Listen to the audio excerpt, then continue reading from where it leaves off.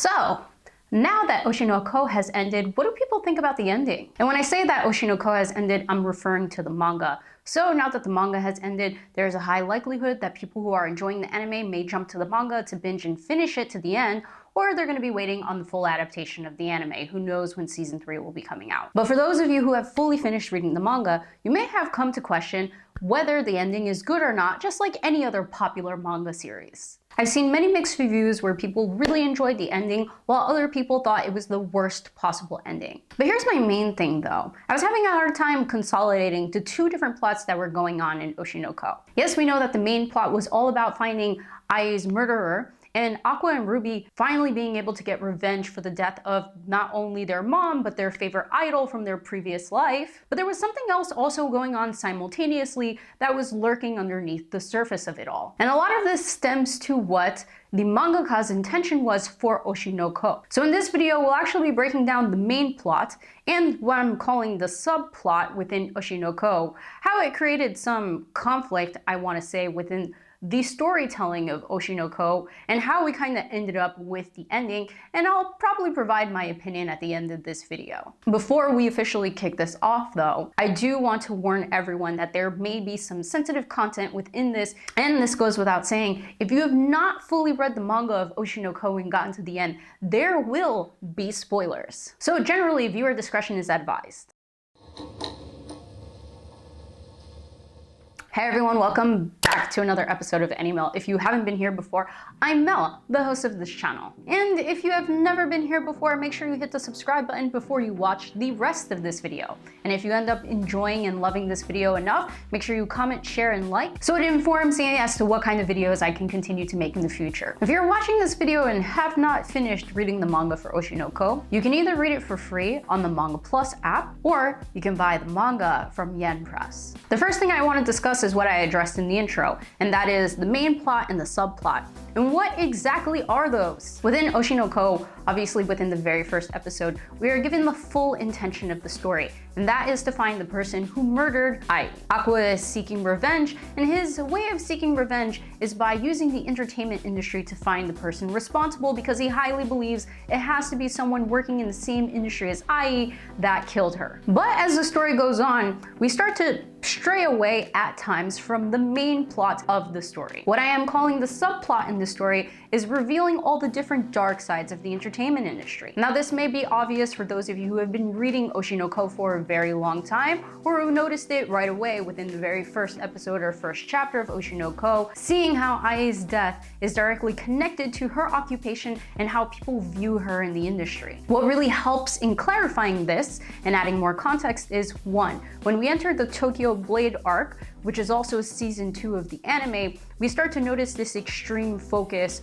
on the characters, their work in the industry, the mangaka that they're working with on adapting the 2.5D play that they're working on, and all of the different nuances that go into creating these screenplays. They start to highlight these things that people who don't work in the entertainment industry would never really fully see or understand if they did not have experience working in it. And this is where I'd like to draw attention to the mangaka's intention for Oshi No Ko. This comes from an interview that he did with Anime News Network, where he is disclosing where he came up with the idea of Oshi No Ko after the creation of Kaguya-sama Love is War. When Akasaka-sensei was working on Kaguya-sama Love is War, you know that it's been adapted into an anime, and if you didn't know, it's also been adapted into a live action. While that live action was going on, Akasaka-sensei kind of started to learn some things that were going on behind the scenes of that live action. He noticed a lot of mumbling of discontent and complaints, and kind of took this as inspiration as wanting to write a story that discloses these darker sides of the entertainment industry. And I'm sure Akasaka-sensei has written,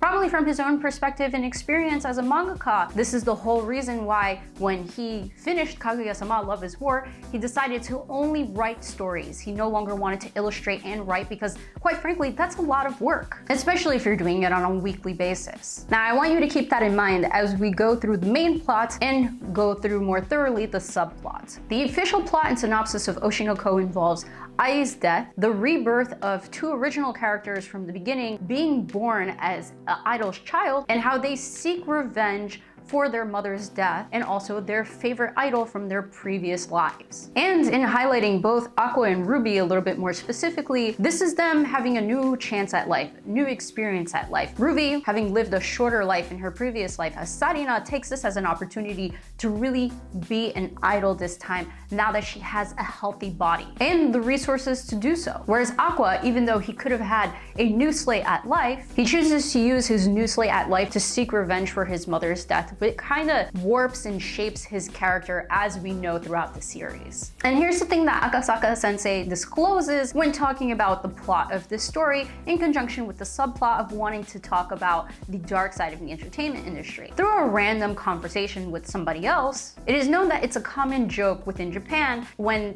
an idol reveals that they're getting married or about to have a child, that the ticket to basically the sweet life is being reborn as an idol's child. And this is where Oshi No Ko gets born. Between that random conversation and his experiences with Kaguya-sama and understanding the dark sides of the entertainment industry, we bring that together and this is what we get in the story. And as many readers could tell, and with the main plot, we are often given bits and pieces of information. It's not thoroughly consistent since it is the discovery of who killed Ai and how they handle it. The larger aspects of the story are actually the actions that Aqua takes in order for him to make that discovery. And these actions revolve around long times being spent around different types of entertainment productions. Whether that was the live adaptation of a manga that we saw in season 1, or the 2.5D theatrical performance from season 2, the Tokyo Blade arc, the different concerts from Ruby's perspective, and the movie that was written by Aqua himself. These were all different events that occurred to help us get to the end and for us to help resolve the main plot,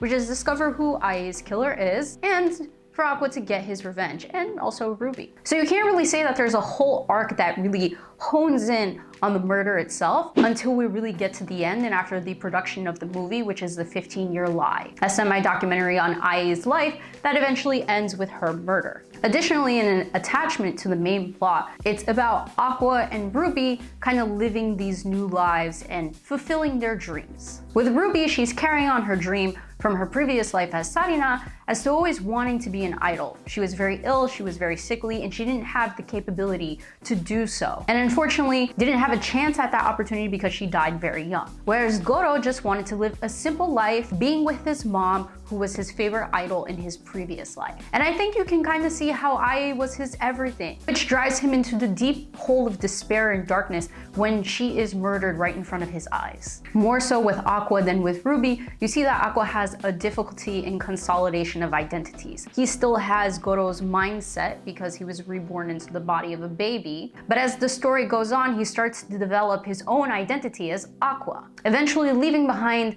the identity of Goro from his previous life. And at some point, we start to see that Aqua does have dreams of his own. He does eventually want to be a doctor again, go to medical school. He does want to have a love life. It doesn't seem like he had any type of love life in his previous life as Goro. And I think at some point, he really wanted to just enjoy the life that he had now as Aqua. But as many of you know who are currently watching this, he doesn't get that ending. Now that we've discussed the components of the main part, we're gonna dive into the subplot, which was Akasaka-sensei's intentions when creating the story of Oshi No Ko. As mentioned, Akasaka-sensei really wanted to open up the eyes to other people, his audience, as to what really goes on in the entertainment industry that we have very little lack awareness around. Here are some examples that we see illustrated in the manga. The first thing that we're introduced to is the toxic relationship or parasocial weird relationships that fans have with idols, have with actors, have with people in the entertainment industry that are kind of portrayed as products to an extent. A lot of fans think that they own these people that they fall in love with through the media that they enjoy. Our main example is Ai. At the very beginning when reading this, we're thought that the person who killed Ai killed her because he found out she had a family. And he felt betrayed as a fan because he had this sense of love and connection with her. And this happens in real life too for people who follow the K-pop industry where idols is extremely popular. One aspect that I thought that was really interesting within the very first season was seeing a manga get a live adaptation, and that live adaptation not going the way the mangaka really wanted. A lot was cut short. The actors did not live up to what was portrayed in the manga, and ultimately the mangaka felt betrayed. This was one thing I really enjoyed seeing within Oshi No Ko, because it really got me thinking to other adaptations that I've seen, whether it's an anime adaptation of a manga, and just thinking like,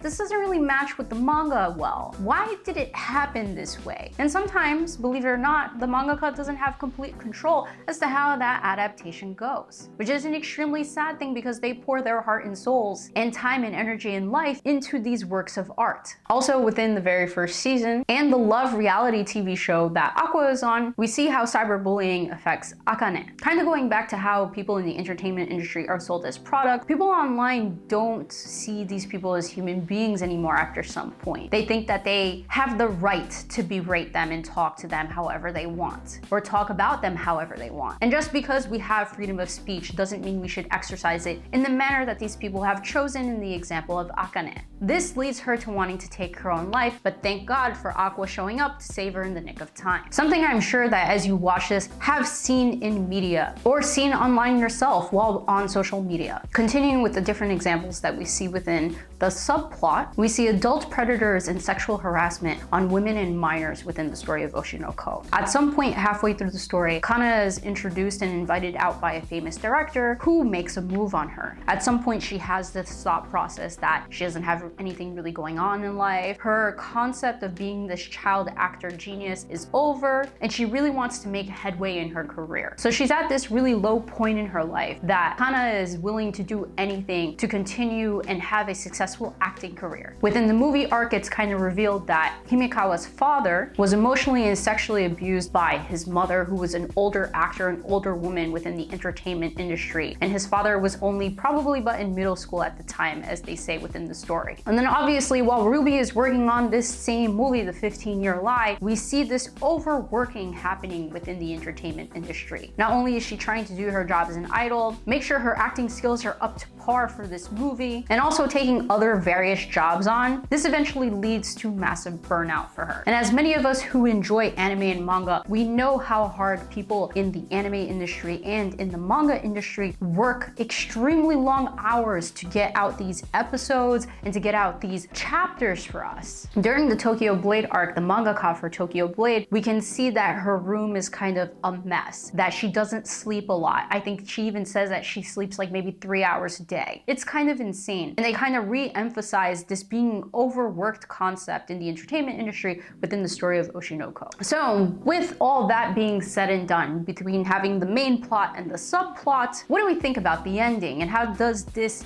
connect to the ending that we got? So as many of you know, the ending ended very unhappily. Aqua is dead in hopes of protecting his sister's dreams. Everyone is upset because they didn't expect this to happen, and Aqua basically sacrificing himself so that the person, his father, doesn't continue to haunt his loved one in the future. I'm sure many people were upset to see Aqua die. But with the fact that this story started off with Ai's death, did we really expect to see a happy ending at the end of Oshi No Ko? If the reason people are upset about the ending is because they wanted a happy ending, I think the reasoning for being upset just means that Oshi No Ko probably wasn't the story for you. And I think that's completely okay. Sometimes we want to watch something and have a happy ending. Also, the sensitive content and materials that I just finished discussing in the subplot is evident through and through in the story. Yes, we have comedic moments, we have happy moments, we have good moments within the story of Oshi No Ko, but all of these moments always come after some really trying moments. And all of these trying moments ends up with a lot of self-reflection, a lot of despair. Obviously, no one's lives got lost in between Ai and Aqua's death, but people lost identities, people had to reshape themselves. So it's not entirely odd that the ending that we got wasn't necessarily the happiest one. And even though Aqua changes and progresses throughout the story of Oshi No Ko, for a very long time and for the longest duration of the story, Aqua was willing to sacrifice himself in his life in order to make sure he got his revenge on the person who killed Ai. I think it's the fact that Akasaka-sensei gave us some hope when he started to dream about being a doctor, about wanting to joyfully live his life with his family, that ultimately crushed us in the end when he sacrifices himself. And personally for me, the hardest thing was actually seeing the lack of appearances of Ruby after Aqua's death. Because Aqua died and we got like 2 chapters of like grieving. And the person that we saw grieving the least was Ruby. We saw Akane, we saw Akana, we saw his adoptive parents, we saw his friends, coworkers, and colleagues in the entertainment industry like at his funeral. But the person we didn't see much of was Ruby. What we did see of Ruby was her choosing to live her life and live her dreams because this is the opportunity that Aqua gave her. And I think she had an understanding that this opportunity that she did not have in her previous life was given to her thanks to both Ai and Aqua, who are both dead. This is strongly emphasized in some of the very last panels of the last chapter of Oshi No Ko, when you see these 2 stars in the sky, kind of resembling them looking over Ruby, them being Aqua and Ai. You would think we'd get a little bit more time with Ruby grieving because when she learned that Goro died, it kind of had this real big impact on her where we saw this dark Ruby for a very long time. And you would think that knowing her brother was the reincarnation of Goro, and now that he's gone again, that would create like a multiplier effect on the grief that she had. But it seems like the only thing that we get showed is that she chooses to carry on with her life. I want to say that's probably one thing I didn't enjoy as much about the ending. And what's really interesting is that in the ending, you kind of see we have this flip-flop situation where Goro lives at least into adulthood, whereas Sarina dies as a teenager due to illnesses. But when they're reborn, we see that Aqua dies as a teenager, not able to fulfill his dreams and grow up to be an adult. And Sarina, who died young, gets to live her life, gets to fulfill her dreams, and gets to hopefully go on and live many, many years. It's a very interesting flip-flop dynamic that they created within the story of Oshi No Ko that I kind of like. And personally, I think the story was just very realistic. Because at the end of the day, the truest intentions of the author was to show the deepest and darkest dynamics of the entertainment industry. And we saw how sinister Aqua and Ruby's father really was. How he manipulated others into killing Ai. How he manipulated others into killing Goro. He never actually got his hands dirty, but he was very warped and twisted due to the lack of love that he had growing up, due to the manipulation that he experienced while working in the industry. And the fact that Ai pushed him away, the only person that he felt like he could connect with, the only person that he felt like he had